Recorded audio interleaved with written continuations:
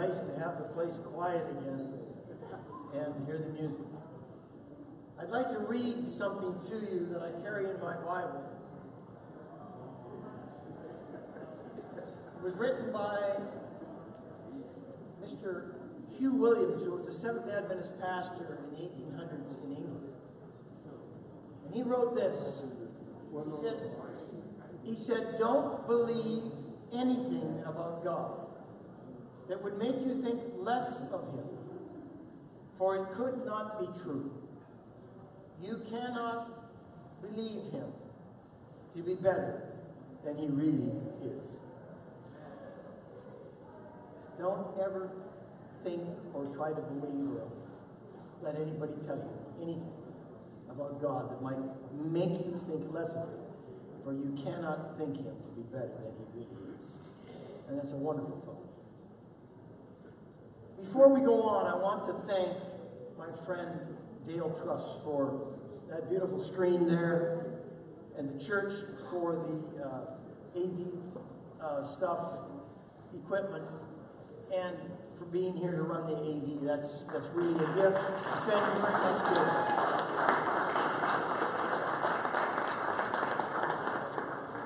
Okay, our next song is This Little Light of Mine. I think you all know it. There it is, This Little Light of Mine.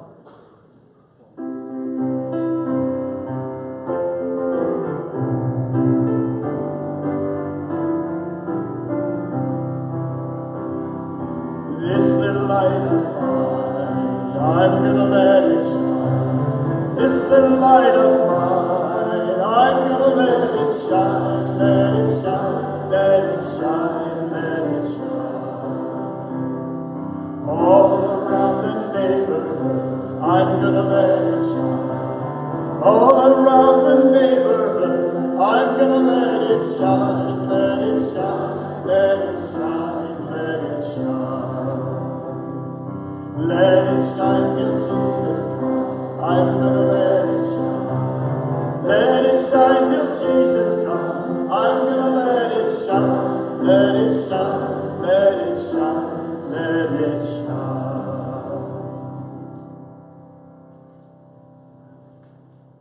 And our last song this morning will be number 248 in your hymnal. Oh, how I love Jesus. It's a pretty good one to end with, isn't it? Oh, how I love Jesus.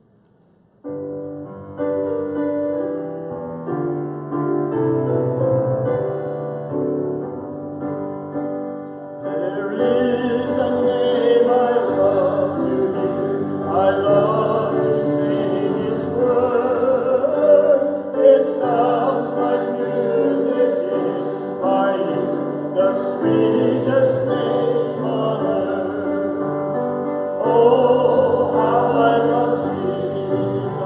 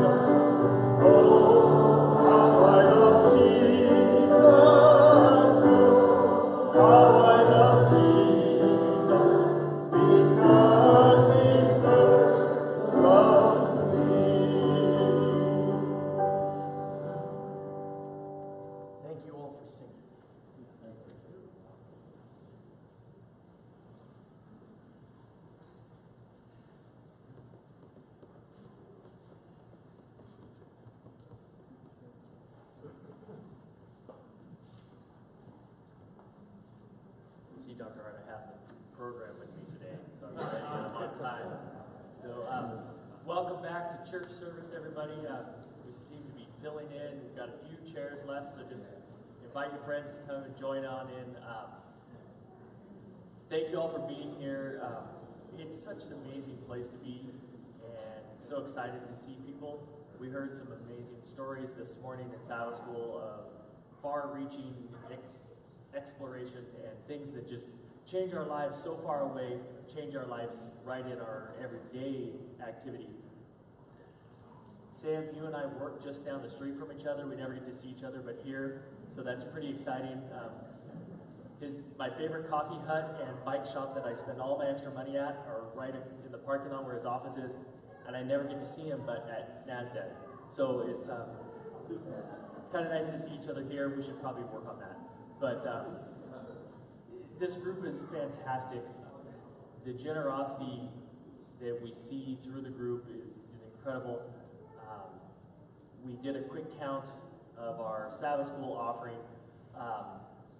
We, at Sabbath school, collected just right about $27,000. About $10,000 of that was dedicated to the student involvement of NASDAQ and the growth of that branch of our group, which is very exciting, and the future of what we have. And it's incredible the blessings that we have and the generosity that continues to flow through this group. And I just wanted to say thank you all for that. And if you want to continue, you have an opportunity at offering here in church. I'm going to turn the program over. We've got it all written out here. We'll just keep moving through. And thanks for being here, everybody.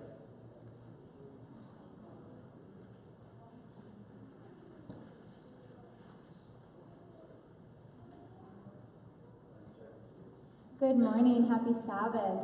So it's time to be generous again. How many of you have ever been a deferred mission appointee? Raise your hand if you've been a DMA. All right, quite a few of you, that's good. Maybe about 8.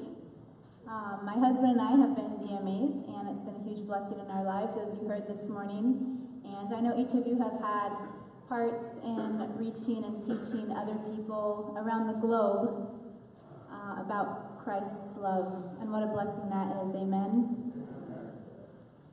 So today's offering for our divine service is for the Mitchell Fund in honor of Dr. Russell Mitchell. Its purpose is to help outfit new missionaries who are deferred mission appointees and to help get them ready for mission service. It can be used to purchase special equipment needed for the clinic. As the clinic in Granada is being set up right now, that's one good example. And it will also be helpful in overseas practices or helping personal needs of the family, the doctors that are being sent out overseas. And it is a big blessing to get a care package or something in the mail from someone that you might know or might not know. And I've experienced that, and it's a huge blessing. So please be generous today, and we can thank the Lord for our good health and for being in a beautiful island, and for the education that He's provided to each of us, and the privilege that we have for being able to live in a country that offers excellent education. So let's pray for the offering this morning. Dear Lord, thank you so much for your many blessings. We all feel fortunate and blessed and grateful. Please be with us today, the rest of the service, and guide each of us in our own personal lives, that we may always be shining lights for you wherever we go. In your name I pray, amen.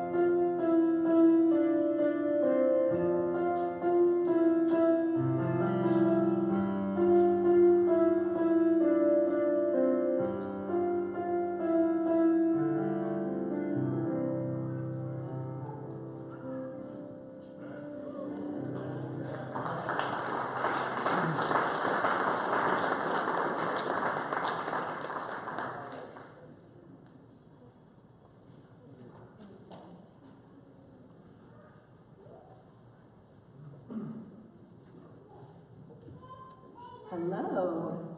It is now time for children's story. Do we have any children? Do you want to come up here and hang out with me for a little bit? All the children. Are they going to collect offering? Is there an offering? Okay, all right. Come on up. Find a place for you to sit. Where should we sit? Sit over here.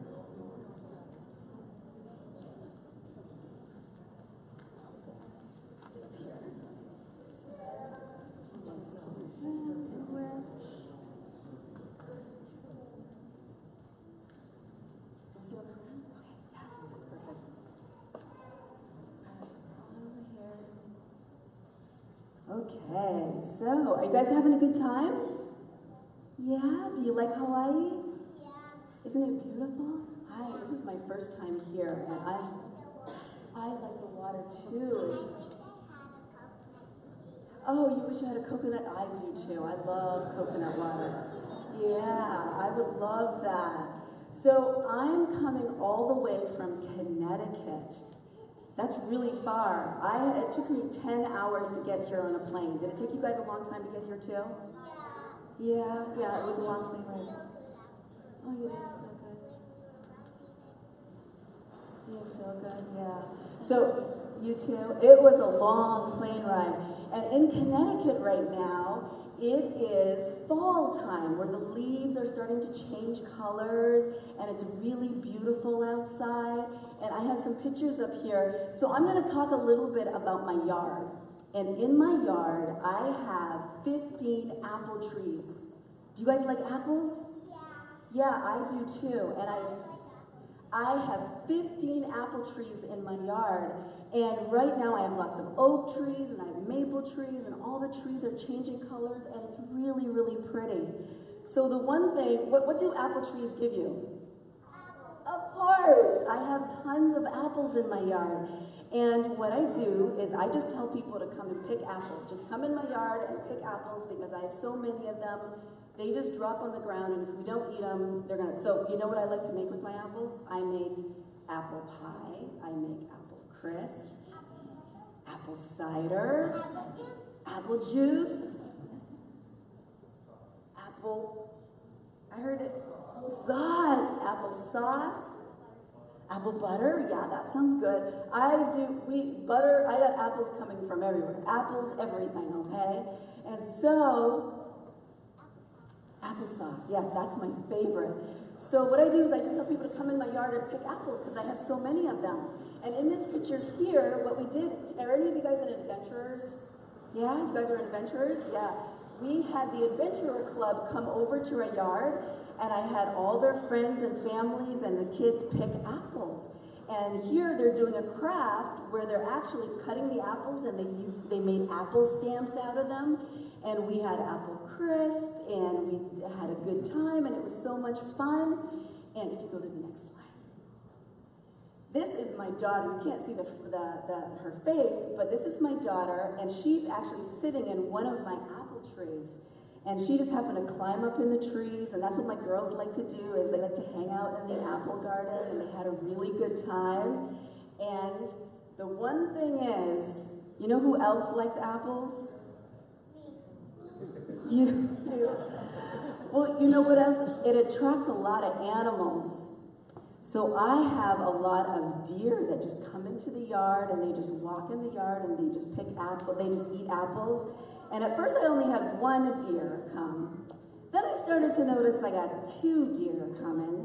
And then before you know it, I had a whole bunch of deer. It's like one deer just told all his friends that I had all these apples and they just all showed up. I had all these apples and all these deer in my yard. But one time, if you go to the next slide, I don't know if it's in this one. One time, I don't know if you can see that. Do you see what's in that slide? That's a bear. Yes. One time last year I noticed there was a bear in my backyard. And you know how it happened? My daughter and I were outside playing. Yeah, me and my daughter were outside. We were outside playing on our patio. And my daughter looked up and she said, "Mom, I think that's a bear." And I said, "No, we'd lived there 11 years. I had never seen a bear in my yard." And I looked up and there it was. there was a big black bear in my backyard. And at first we were really scared because what would you do if you saw a bear? Would you run inside the... Go to the windows and lock the doors. Yeah, so I was a little nervous, but then I was a little curious because I was like, you know, he's just hanging out in the apple garden. I think he just wants some apples, right? That's probably what he wants, right? So I was able to get a little bit closer and a little bit closer, and I was able to take some pictures of the bear. And if you go to the next slide, we'll see if this works. I was able to catch the bear doing this. Look at the picture. Can you see what he's doing?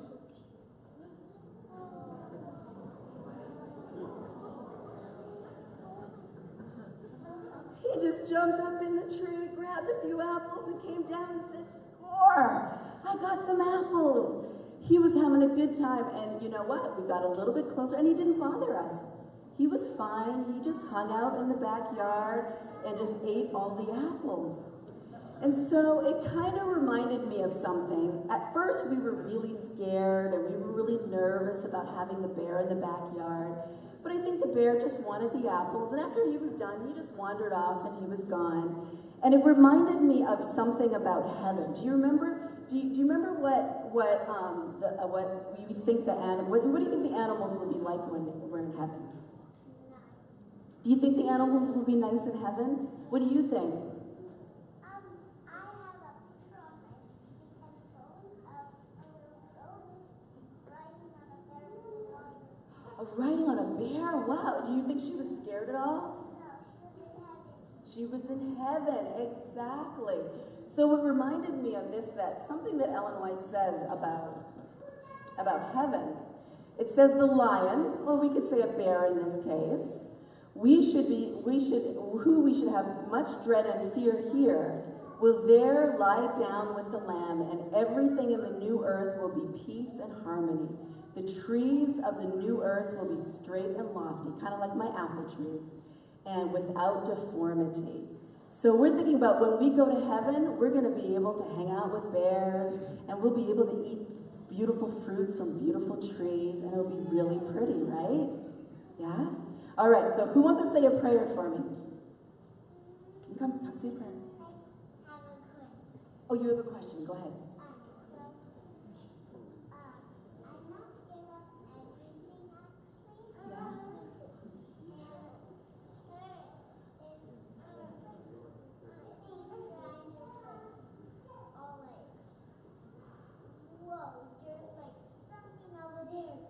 So you don't get nervous, you don't get scared at all? That was me taking the pictures. My daughters were telling me I should back up, that I was getting a little too close, but hey, I got some pictures, right? Right? All right. But you should be scared. The point is, don't go walking around trying to chase bears or anything, okay? You got to be a little nervous around bears. Okay, all right. Can we all close our eyes and fold our hands? Ready? Dear Jesus, thank you for this day. I'm thanking you that we get to go to Sabbath today. And thank you for this beautiful day. And we know this is not our real home, and heaven is our real home. Amen. Amen. Amen. All right, you go back to your seats now.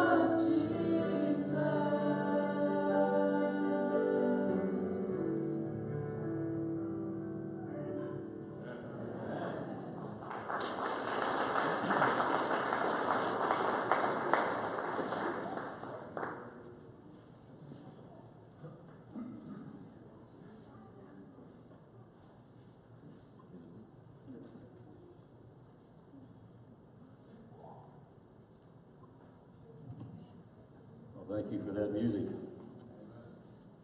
And welcome. It's a privilege to be here on behalf of Loma Linda. And once again, I want to thank NASDAD for all that's done through the years. We wouldn't have a school of dentistry if it hadn't been for NASDAD getting it started. We continue to do a lot of stuff around the world. I need to clarify apparently a couple things from last night I wasn't clear on. I talked about Vision 2020, the fundraising at home, and I guess there's been some concern among the dental community in particular where that money all goes. The medical center has a pot of money they're raising. 200 million is what they're after. The university is raising 125 million for various projects. The School of Dentistry has 19 million as part of that goal. The 16.5 million that's been raised by the School of for the School of Dentistry all stays with the School of Dentistry. This is not being moved to some other project. Every school gets its own pot. We've started a number of new scholarship funds. If you haven't been back to the school for a while, walking into Prince Hall looks quite different than it used to. That's all been remodeled. A number of upgrades have been happening in the school. So let me be very clear on that you're not funding the medical center, or you're funding the School of Dentistry when you give to Vision 2020. I want to talk about your church. My church, our church.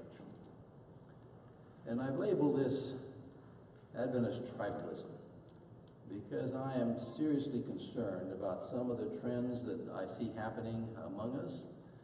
We are to a fair degree reflecting the trends in this country right now, which is of considerable concern. And it seems we're in a spirit where we're kind of polarizing and kind of drawing lines and separating ourselves into various entities.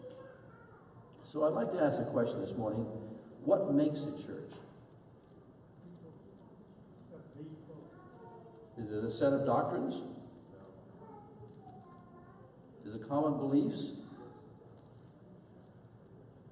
Is it the leaders? Is it the members? Is it the buildings? What makes a church? Now, most Adventists traditionally would argue that, we've got some common beliefs that are pretty important. But I would remind you of one thing. When the leaders were establishing this church, they coined a phrase which still sits at the beginning of the Seventh-day Adventist Bible commentary. It's called present truth. What is present truth? That implies that we may change our minds. That what we believed some time ago may not be the same as we believe today, doesn't it? Now, we like to talk about bedrock truth, and there's unalterable, unchangeable truths. Absolutely there are, but the interpretation of that may change. There's an old Kenyan proverb I've always liked in this regard. It says, from the laziness it tolerates, the laziness it's unwilling to confront new truth, from the cowardice, I've got this wrong, let me get it right. From the laziness that's unwilling to tolerate new truth, from the cowardice that tolerates half-truth, and from the arrogance that thinks it knows all truth, dear Lord, deliver me.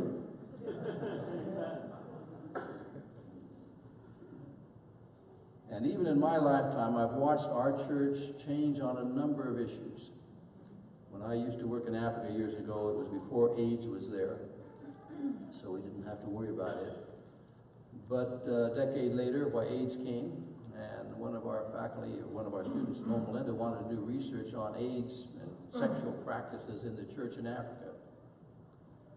Absolutely forbidden. No, we don't want to ask those we don't do those things, so there's no point in asking.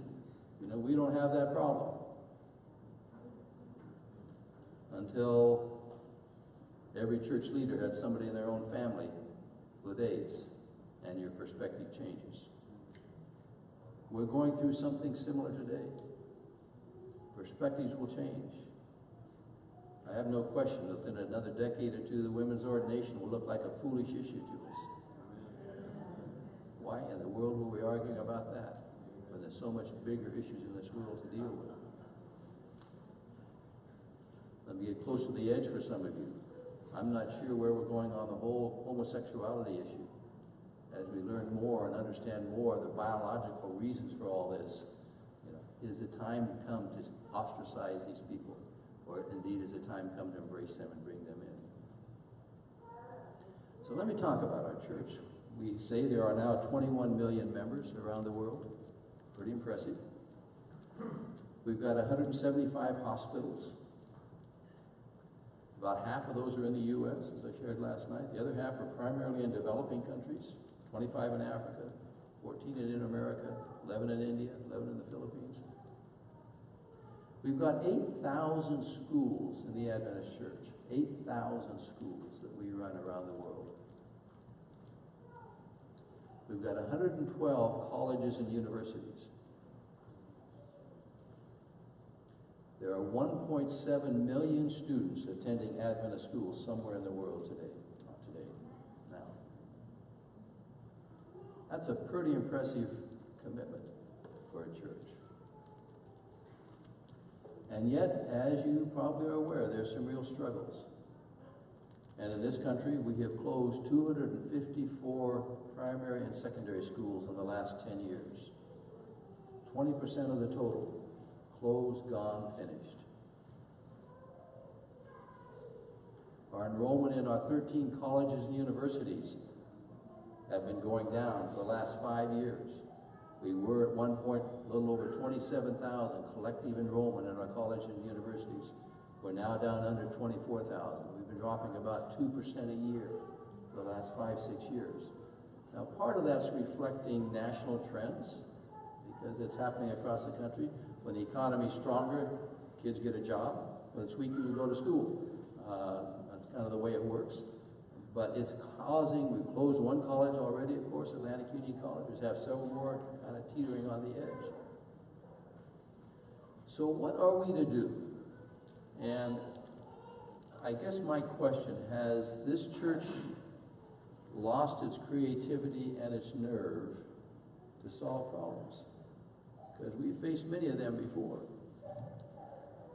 I want to read you the names of some leaders from the Bible. These were chosen by their nominating committee. And they had great promise. Let me read you their names. Shemua, Shaphat, Igal, Palti, Gadiel, Gadi, Amiel, Sether, Nabi, and Geuel. Who are those guys?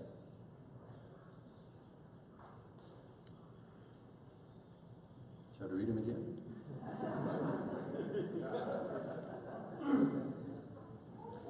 If I add 2 more names, you will all know them. Caleb and Joshua. Those were the 10 spies that were part of that great expedition. I would have loved to have been one of those spies. We don't know how they traveled, probably at night. Was it only the 12 that are named? By the way, these are called the princes of Israel. These were the rising stars of the church with the Israelites that were sent into Canaan to spy out the land. We don't know for sure. All the Bible tells us they spent 40 days doing it. I assume they traveled by night, moved around. They were able to see the people because they came back talking about the people of Canaan. What did they say about them? We look like grasshoppers beside them. They stole some fruit. Remember, they carried some grapes back with them at least. Probably some other stuff as well. But I've often wondered what happened on that trip. I've got to believe when they all took off, they were all pretty excited. This is their future home. This is where they were heading. It's good stuff. Maybe even thinking in their mind, boy, I'm going to find a place for my family. And yet somewhere in those 40 days, 10 of the 12 started getting discouraged and started facing issues that they weren't sure they could encompass. Did it happen suddenly? I doubt it. Did they talk among themselves? Undoubtedly, they must have. So they finally got back to the children of Israel And the Bible tells us Moses had them children sit down. Bible scholars suggest that there was perhaps as many as 2 million people in the children of Israel at that time. Now, how you could talk to 2 million people without a microphone, but they sat down and they first heard the majority report. It's kind of what we do. And these guys stood up. Doesn't tell us which one spoke, but man, this is a beautiful country, full of milk and honey, good places, but fortified cities, and the children of Anak, you should have seen them. They are giants, and we look like grasshoppers beside them. And the Bible tells us that the people started weeping. Where I used to live in Tanzania, I'm used to families coming together when somebody dies, and there may be 40, 50, 60 people weeping together. I don't know what 2 million people would sound like weeping together. But then Caleb and Joshua jumped up. I can't say they grabbed the mic, but they got the attention and said, wait a minute. Yes, the children of Anak are big. But what God has promised us is ours already.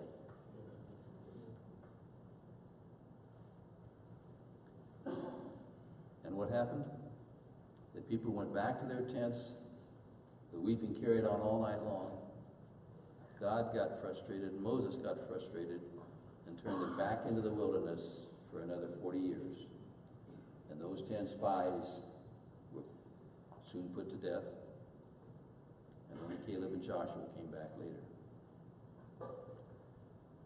Is this church at that point? Are we facing that kind of a divide? I fly tonight up to Seattle and across to Detroit and drive into Battle Creek. Annual council is meeting in Battle Creek this year. You may not be aware, but the General Conference leadership has asked everybody to grow a beard. So the last few days they've been around looking at the old historical sites with beards on, those who can. I've had a head start for about 40 years now, so I'm okay. But Sunday afternoon, we're going to engage in a conversation at Battle Creek that is one that I wish I did not be part of. Because every time this has come up the last few years, you can feel the tension in the room. And the struggles that is happening as this church tries to hold itself together.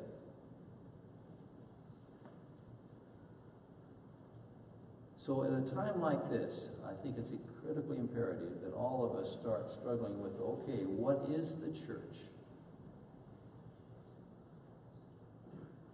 How do we hold ourselves together? This all is under the banner of the Unity Commission. That arose out, of course, the women's ordination issue, but it's now the Unity Commission.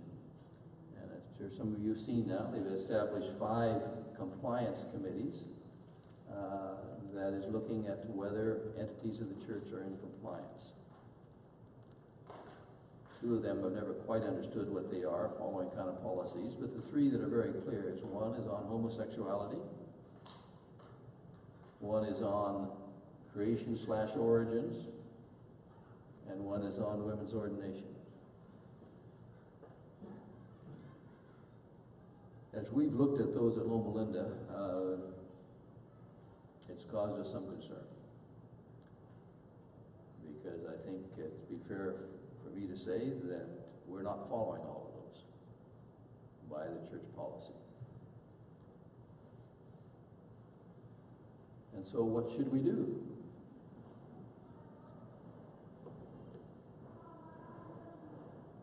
How do we deal with that kind of a tension in the church? And over the last year or 2, as I've talked particularly with union presidents and division leadership in the North American division, I've sensed a growing concern and frustration with this divide that seems to be continuing and getting deeper and deeper. Adventist tribalism, I call it. Because in my view, it probably is really not necessary. There are far bigger issues to face than this one.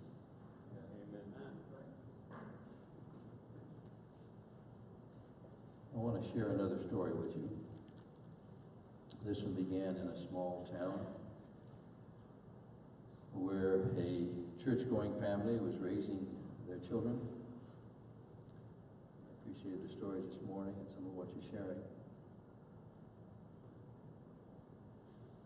They went to church every Sabbath morning. They had 3 kids, 2 girls and a boy. And as any good parents, they were very proud of their children.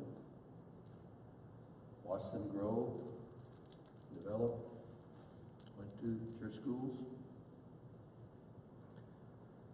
And as they gradually got older and moved into their teen years, it became clear that the youngest daughter was going to be one of those remarkably beautiful young women. Turns everybody's heads. I've got 3 daughters. It's nice to have daughters that are attractive. It's scary to have daughters that are attractive.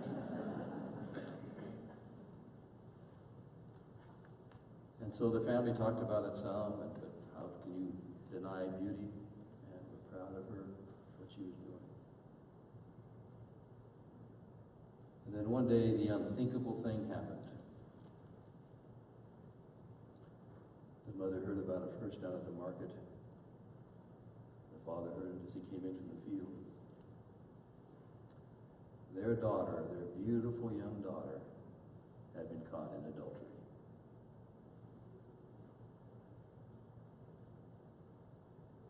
What do you do when that happens?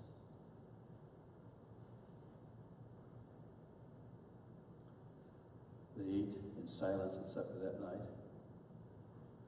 Who could talk? Kind of devastated the family. Siblings didn't know what to say.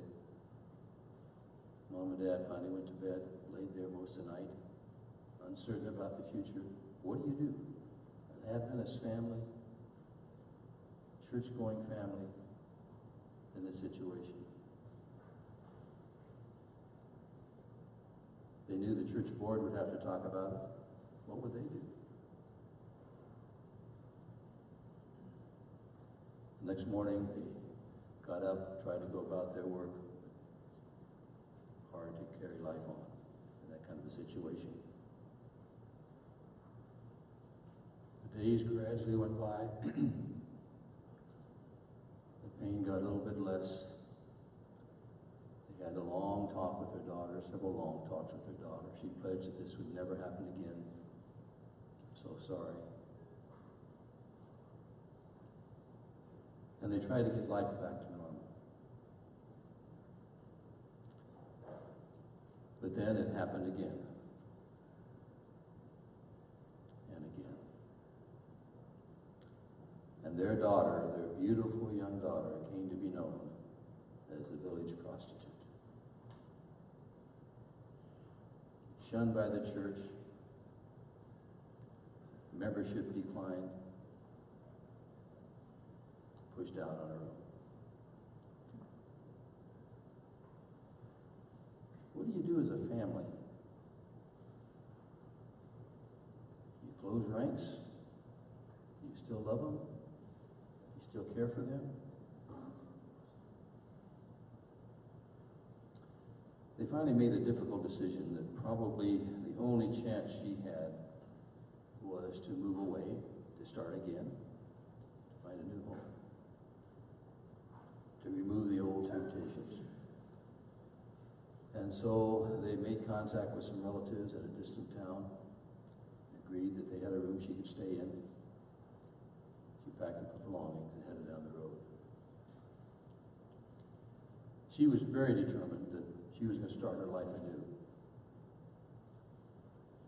This couldn't happen. This wouldn't be the story of her life. She found a job, settled in, started trying to make normalcy out of her life again. And then one day some visitors from her old town came through town who recognized her. The old temptations returned. And pretty soon she was back in her life of prostitution.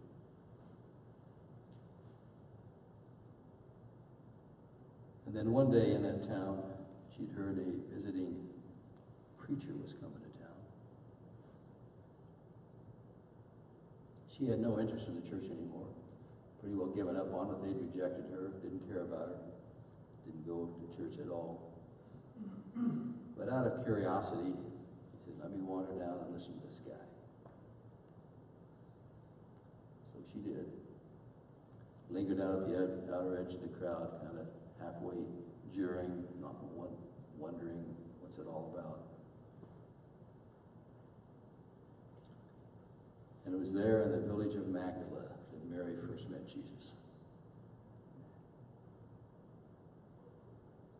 And you know the story. Some of the men in the crowd recognized her, turned to her, started accusing her. I'm quite sure if I had been Christ, I would have nailed those guys on the spot. What hypocrites. And then what did he do?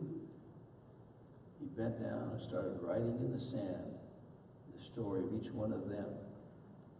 And one by one, they saw their story, felt their own guilt, and moved away. Until finally Christ said, Mary, where are your accusers? And they were gone. Now, it'd be wonderful if the story ended right there. But it doesn't. Because the Bible tells us that later on, Christ cast 7 demons out of Mary. What was that all about? Obviously, she continued to struggle with her life in various ways. The next we hear of her, she was back in her hometown of Bethany.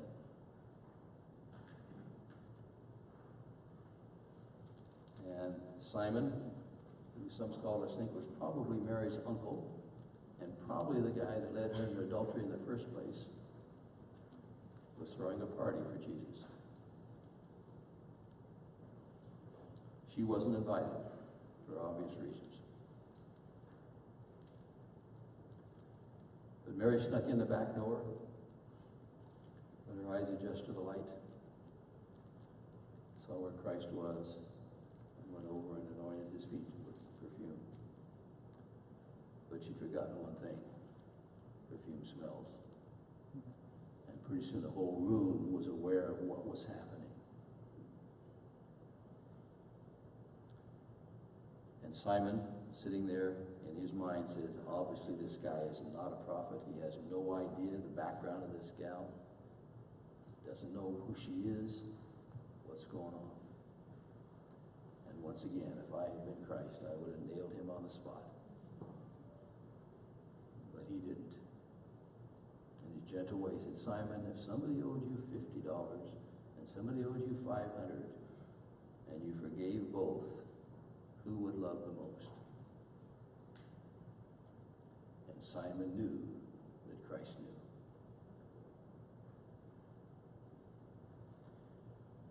We next see Mary at the foot of the cross. The disciples, brave men that they weren't, had all scattered. And Mary and the women of the church were ministering to Jesus. Until finally he died, took the body away. And then Sunday morning, the first one to arrive at the tomb, saw the stone rolled back, the tomb was empty, and wondered, where have they taken him? And turned to the gardener to ask that question.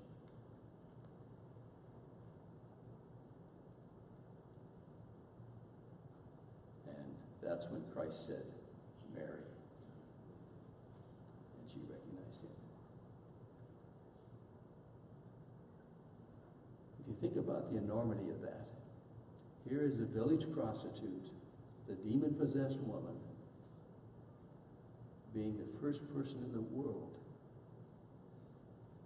to be told that Christ is risen. Christ chose that person, that background, that experience, to announce to the world that he'd risen.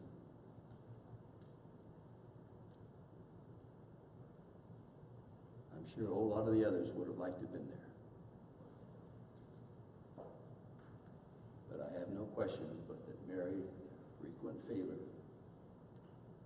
the village prostitute, was chosen for a reason, to share that news with the world. So as we look at where this church is heading, and the question that comes up is, what are we known for? What do we want to be known for? Is our claim to fame being a blue zone? Is our claim to fame having a special day of worship? A particular set of doctrines? I'd like to suggest that our claim to fame ought to be the fruits of the Spirit. Amen. Grace, peace, harmony.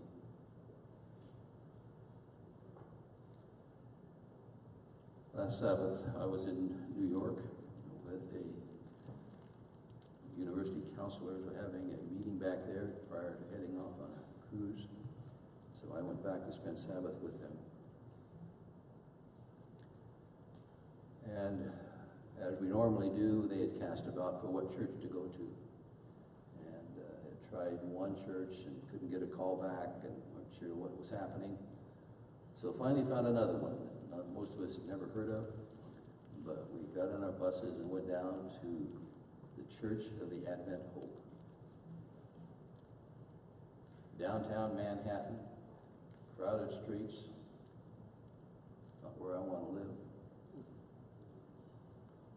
An old German church, now crowded by skyscrapers around it. German heading was still all up above the mantle of the church. And we walked into a church that was impressive by every count. Totally multiracial. I mean, blacks, Filipinos, Hispanics, all different people were there. A young church, vibrant. One of the things you can often tell about a church when you got young people in there and kids, and watch kids be passed around among the parents. You know there's harmony in there. A young pastor, Todd Stout, has been there for 10 years. And I sat there wondering, is this the future of the church? Is this the future of America? Could it be? It was communion that day. I'm sure our gang hadn't quite planned on that. But we all went downstairs together to wash feet and came back up. The bread and the juice up front. Everybody got up, walked up, took their portion, stood around a circle holding hands and celebrating communion.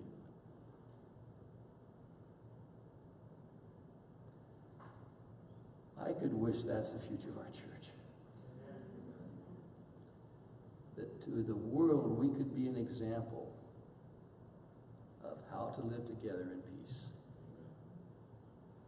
How to share our resources, how to be compatible, how to love each other. That would be my church.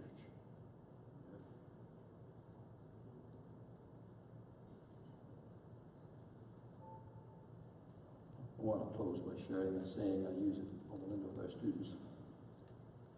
It's written by Wilbur Reese, a Presbyterian minister. Some of you may have heard it.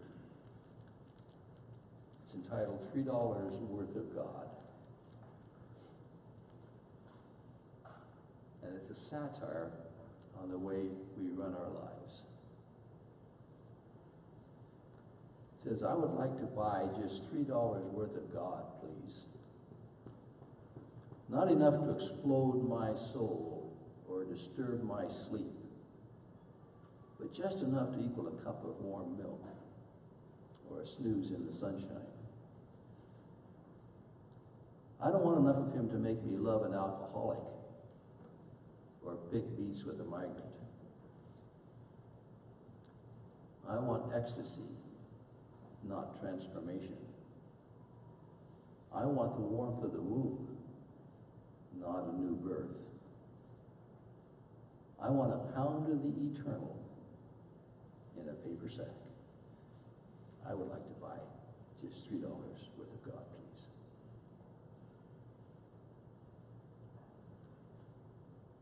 That's the challenge for us as Adventist Christians.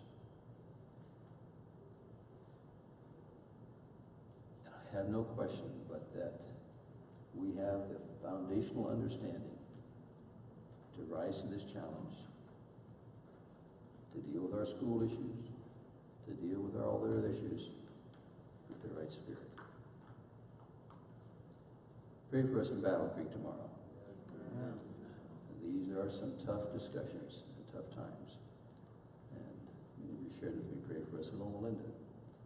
In many senses, Loma Linda is where this church meets the world, day after day. I've often felt blessed that being in the health business gives you a dose of reality that you do not get if you're not meeting human need every day. So thank you for each one of what you do. I've often claimed, I think it's true, there's probably more graduates of Loma Linda that teach Sabbath school classes and chair school boards than about any other group of people in the world. So thank you. Let's pray together as we finish. Our gracious Father, this morning we've come to you remembering some examples from the Bible of times when your people were perplexed, struggled, and frankly, Father, failed. We are now once again facing some major challenges in the church. There are good people on both sides trying to struggle and understand each other. Hold this church close, Father. Protect it, nurture it, strengthen it. We're in a time in this world when indeed the storm clouds are brewing all around. And that's when you've called us to be an example, to be a light, to be a pillar for you. Thank you for this group in this room today, Father, for what they do, for the example they provide, for the support they give, for the lives they touch. And may that day soon come when you will arise, come in those clouds, and take us home. We pray these things in your name. Amen. Amen.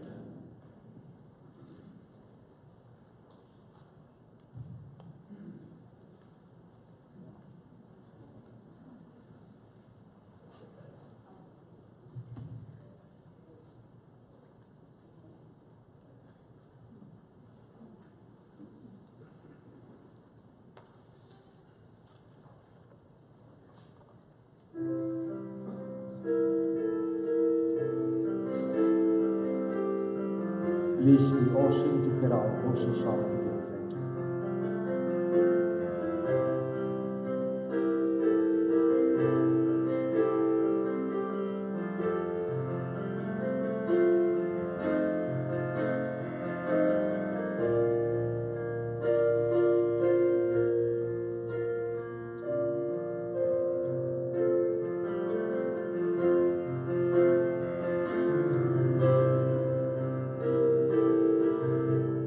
Thank you.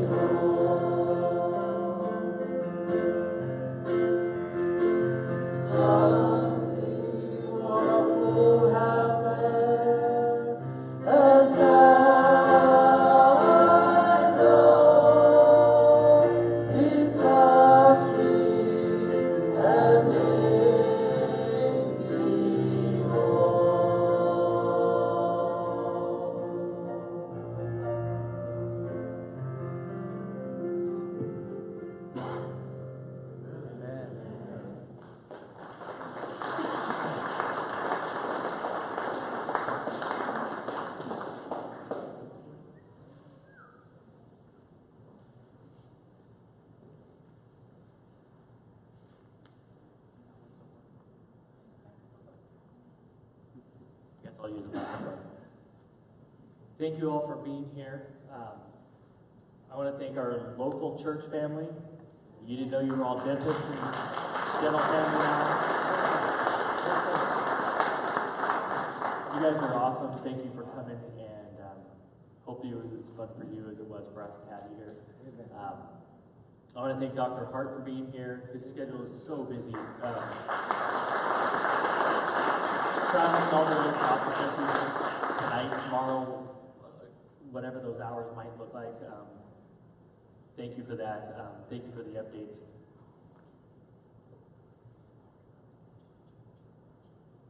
Sure. If there's questions about anything, by the way, that's Katie. So she knows all the answers. She asked me to have Filippo come up and introduce family. Maybe, can you guys come up for a minute? Yeah? Just, I want to get a little quick, just.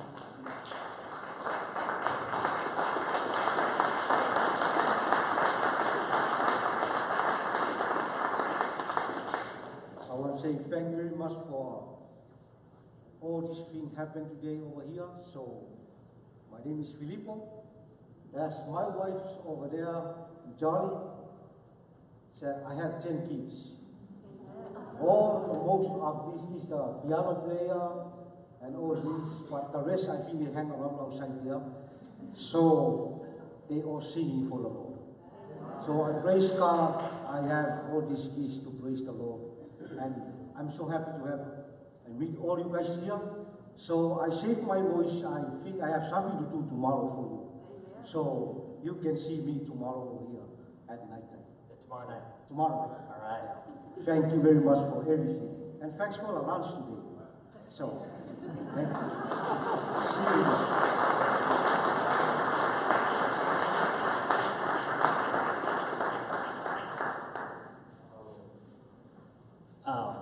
I want to thank each of you for being here again. I want to thank our Savior, our Father, for bringing us all here, providing so many amazing things. They get us all here and continue to bring us back year after year. 1 o'clock lunch out on the patio. If you have a ticket for that, we have lunch for you. If you are not sure, on your name badge it'll say Sabbath lunch, and join us for that. And then back here at 2 o'clock, we're going to have a NASDAD history lesson and update, and we'll want to make sure we get back for that after lunch.